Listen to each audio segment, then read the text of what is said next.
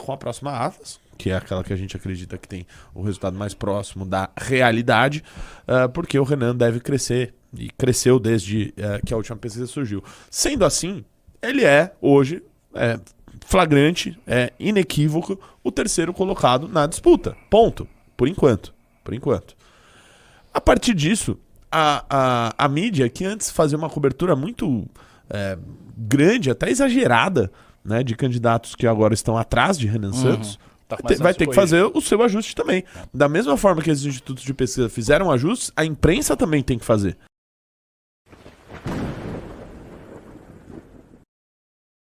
E tudo vai nessa direção. A fala também do Ronaldo Caiado, recente, de dizer que tinha muito aí a conversar com o Renan, vai exatamente também nesta mesma direção. É a admissão de um candidato que provavelmente não estará, né, na disputa, mas que quer aí conversar conosco, quer ver algum tipo de agenda. E aí, você acha que isso era esperado, Renato? Bom, boa tarde, meus caros amigos. Já falei boa tarde, né? Cara, vamos lá. Primeiro, né, sobre a aceitação da imprensa que você tratou aí, né? Eu tenho visto, tenho acompanhado bastante que principalmente o grupo aqui de imprensa da pré-campanha de Renan Santos está a todo vapor. Está a todo vapor, assim. São links e mais links e pedidos de entrevista. E isso é reflexo de uma coisa muito simples, né? Que é a consolidação do Renan Santos em terceiro lugar em praticamente todas as pesquisas, né? É muito difícil você, talvez, apontar uma que tem alguém na frente dele. Praticamente inexiste.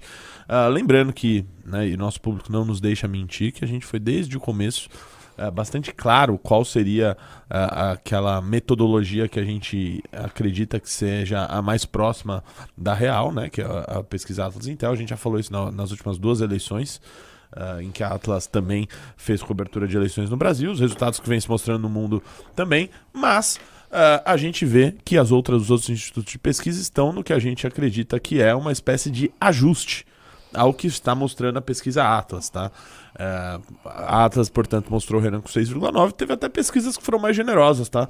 Pesquisa Vetor Arrow colocou colocou o Renan com 7,5%. 7,5%? E depois vieram os outros institutos, né? O Real Time com 6, hoje saiu a Synexus com 5. Parece que tem um outro tracking aí de uma outra pesquisa, não vou falar qual, que não é a Atlas, que também está dando uma porcentagem do Renan já perto da casa dos 2 dígitos.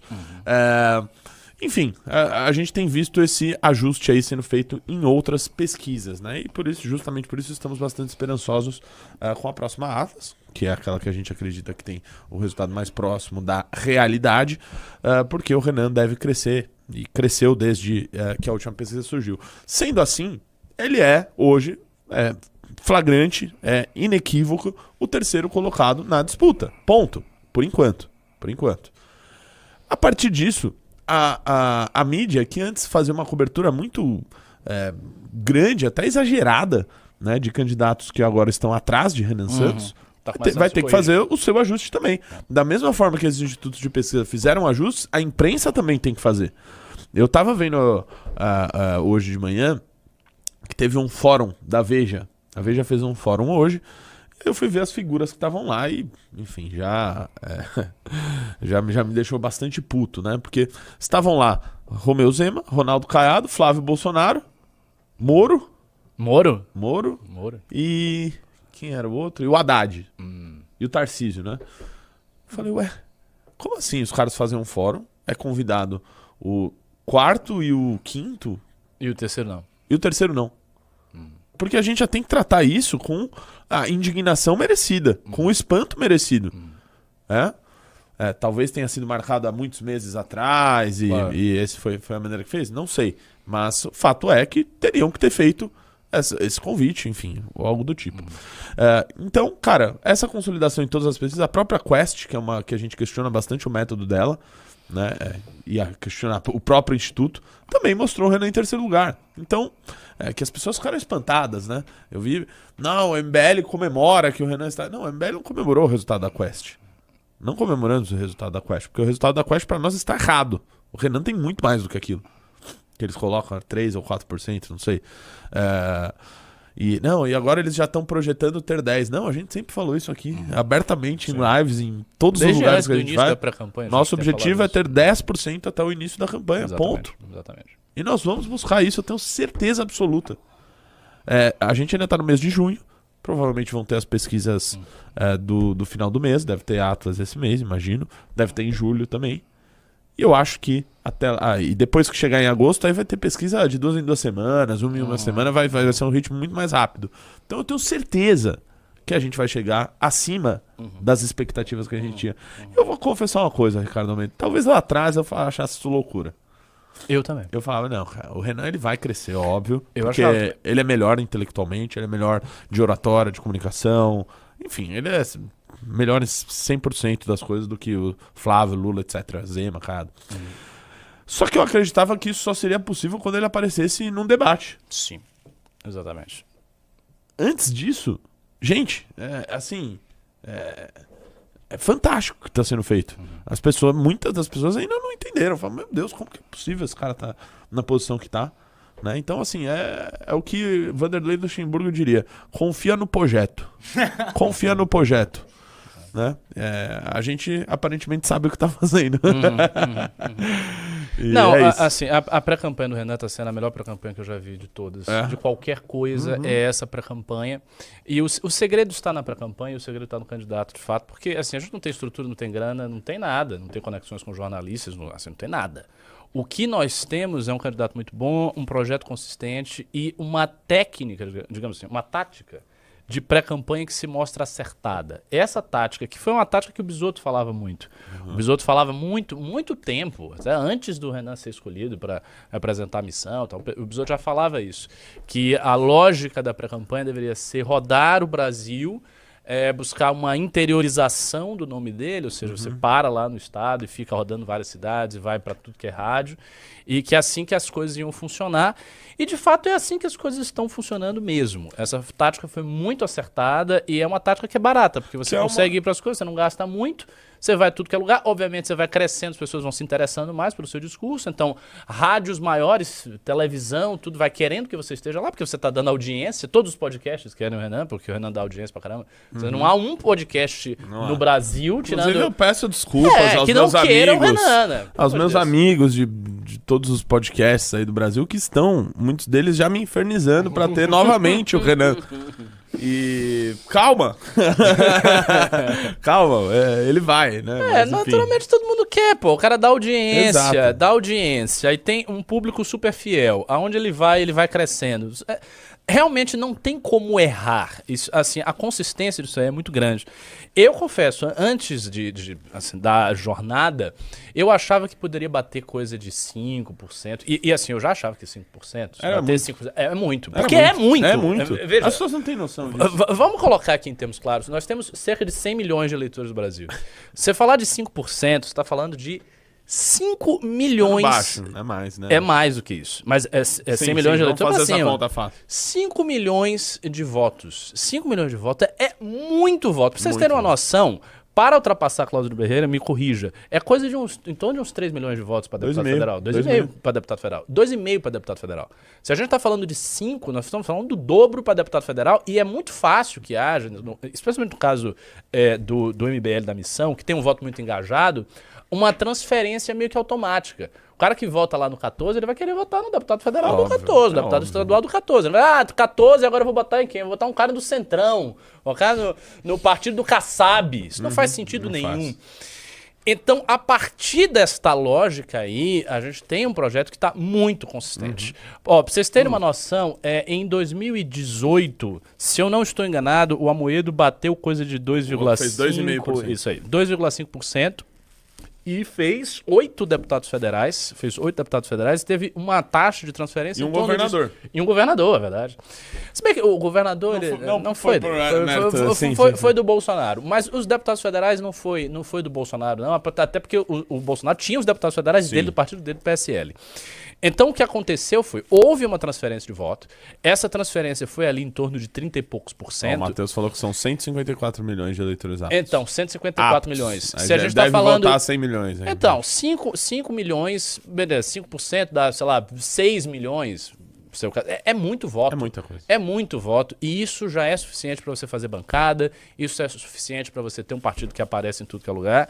E eu já achava que se a gente batesse 5% na eleição, era tipo, pô, muito bom. Primeiro ano, o partido acabou de ser feito, chapa pura, sabe? A gente não tem experiência de partido, a gente tem experiência de movimento, mas de partido ainda não tem. Então, assim, já estaria tipo, uau. Sim. Agora não, cara. Agora começa a ideia de você bater 10 na borda da eleição e você conseguir até virar o braço do Flávio Bolsonaro. Isso é verossímil. Tipo, isso não é absurdo. Sim. Não é assim um sonho. Você diz, não, sei lá, vamos ganhar. Não é isso. Há uma lógica disso aí. E veja, se a gente chega com 10% na borda da eleição, acontece aquela mágica que é o sujeito que vai votar, ele começa a encarar o terceiro lugar como um voto possível. Porque você não tá vendo um terceiro lugar com 2%. Sabe? O terceiro lugar com 2%, esquece, esse cara não vai fazer nada. Agora com 10% é outra coisa. 10% é viabilidade. E aí o nível de interesse, tanto da elite midiática, dos empresários, da galera com grana, dos políticos, vai pro céu. E do eleitorado também. E é isso que a gente precisa. Isso. Se a gente tiver essas duas coisas, a gente tem chance de ganhar a eleição mesmo, para valer. E mais do que isso, nós temos uma vantagem, que é a campanha do Flávio está sendo corroída. É uma campanha sem talento. O candidato é muito ruim, né? Então, é um candidato muito ruim. Ele não tem projeto. Ele agora está encalacrado com caso de corrupção. As decisões políticas e de marketing que o Flávio toma, eu sinceramente não sei quem é que está tomando essas decisões, porque são todas decisões muito estúpidas. Esse negócio dele tentar conseguir o voto da mulher desesperadamente, ele tenta e faz vários acenos e também não consegue, se consegue não muda nada. Ou seja, ele só está fazendo merda. Ele está todo cagado, está fazendo um monte de bosta, não está indo para lugar nenhum. E esse é o nosso adversário. Então, graças a Deus, professor, antes, enquanto eu falo, se puder pesquisar uma coisa. Quanto o Pablo Marçal tinha de intenção de voto em junho de 2024? Bela pergunta. E depois no início da campanha em agosto. Quero ver em junho, eu quero ver em maio, em junho, em agosto. Pronto, te dei uma missão difícil aí pra você precisar, mas dá uma olhada aí. Sei lá, pesquisa Datafolha, sei lá, escolhe aí o instituto. Vamos lá. Porque eu tenho uma suposição, tá? Eu acho que o Pablo Marçal, antes do início da campanha, não tinha 10%. Eu acho. Então, achei aqui. Em maio de 2024, ele tinha entre 8% e 10% nas principais pesquisas. 8 e 10. Em junho de 2024, ele tinha de 12% a 14%. Em agosto, ele tinha entre 21% e 31%. Tá, perfeito. Ok. Bom, se a gente fizer uma regra de 3, considerando que o Renan tenha 7% agora, que é uma estimativa conservadora. Olha, então, mas é que eu assisti o Renan ontem lá em Santarém, ele já falou já. E a gente tem trackings que o Renan já alcançou o patamar aí de... Pois é. Que a gente imaginava para agosto. Para agosto. Mas vamos ver se confirma. Às vezes chega na véspera da pesquisa, às vezes não dá, não sei. Não, e por essa proporção, quando ele estava na borda da eleição, ele multiplica de junho? E de mais de 2 institutos diferentes. Ele multiplica. Ele tem em torno de 10 e na eleição ele tem 20? Isso. Então, ele começou na borda em maio da eleição. Com 10 e acabou a eleição entre 21% e 31%. E junho? Em junho ele tinha 12% a 14%. 12% e depois na eleição, no início da eleição. 21%. No início da eleição. No início, esse 21 eu não sei. Foi em maio. Em maio, 10%. Tá. Você tá meio confuso com isso. Mas... Exatamente. Eu percebi. Em maio... Mas a gente entendeu. Fazendo uma regra de 3, assim, o ponto que eu quero chegar é, mesmo numa estimativa conservadora, abaixo, tomando aí 7%, na eleição ele vai ter 10%. Sim. Se seguir uma regra de 3 em relação ao Marçal, na estimativa conservadora. Na campanha da prefeitura ainda eram mais focados ali em 3 candidatos, né? Não tinha vamos dizer, um Caiado, Isso, esse é um ponto também. É verdade. É outro ponto, porque esses caras vão sair, Exato. eles vão tirar as candidaturas dele. Exato. Eles vão tirar as candidaturas deles. Inclusive, essa coisa do Caiado querer falar com o Renan, você acha que indica o quê? O que ele quer? Cara, sendo bem sincero, eu acho que nada. Um gesto de simpatia. Eu acho que nada, tá? Um gesto de simpatia. Não fiquem muito... porque qual que é a lógica? Vocês têm que entender a lógica das campanhas. Vamos pelas lógicas das campanhas. A lógica do Lula é dizer que ele tem que ganhar do Bolsonaro. Lógico. A lógica do Flávio é dizer que ele precisa ganhar do Lula. E só existe dos dois. A lógica do Caiado, por exemplo, é dizer que ele é um candidato mais limpo e mais competente que o Flávio para tirar o PT. E ele não vai fazer nenhum confronto com a direita, né, com o que ele considera a direita. Ou seja, ele não vai atacar nem Zema, ele não vai atacar nem o Renan Santos e ele não vai atacar o Flávio. Então ele vai ter uma política ali de boa vizinhança. Aparentemente é isso que ele tem mostrado. A campanha do Renan Santos é a campanha, como ele mesmo definiu, do terrivelmente sincero, do sincericídio. Inclusive até saiu uma matéria, Faria Lima gosta do sincericídio de Renan Santos. Isso, eu vi. Então, o Renan, se ele precisar atacar alguém que é, de direita, ele vai falar. Ele vai falar. Porque é isso que o fez. Está desempenhando o que está desempenhando. Né? Então, pelas lógicas das campanhas, eu não vejo, por parte do Ronaldo Caiado, esse intuito de querer ser vice de outro candidato. Tá? Por outro lado, eu vejo no PSD alguma possibilidade de retirar a candidatura dele. Seria para apoiar outro candidato? Não sei. Se o PSD apoiaria outro candidato ou se preferia ficar neutro. Talvez agora se anuncie um apoio do PSD ao Lula, porque o Lula tá não é impossível, não é impossível. Ou um apoio ao Flávio, ou um apoio... Não sei. Ou então a neutralidade, tá? Que eu acho que é o caminho mais fácil aí pra eles. Por que esses partidos optam pela neutralidade, tá, pessoal? Porque eles podem manter os partidos dele com o estado que apoia o A, o outro estado que apoia o B, e fica aquela salada toda fisiológica. E eles não cedem ali o tempo deles, os recursos dele para outro partido. Então, o que eu acredito é que vai chegar um momento ali que o esperto, né, supostamente esperto, dizem que ele é muito esperto, que ele é gênio da política, né, que é o tal do Kassab.